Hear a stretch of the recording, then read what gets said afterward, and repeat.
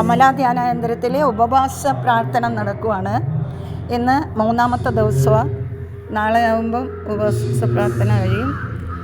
ഈ ഉപവാസ പ്രാർത്ഥനയ്ക്ക് വിശന്നിരുന്ന് ദൈവത്തിൻ്റെ മുമ്പിൽ പ്രാർത്ഥിക്കുന്ന ദൈവജനമാണ് ഈ ഡാൻസ് കളിക്കുന്നത്.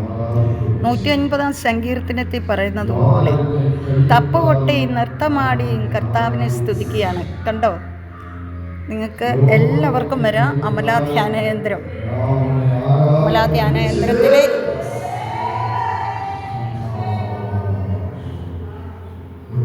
അമല ധ്യാനകേന്ദ്രം. ക്രൈസ്തലോട് ഹല്ലേലൂയ. കർത്താവ് നിങ്ങളെല്ലാം സമർപ്പിക്കും.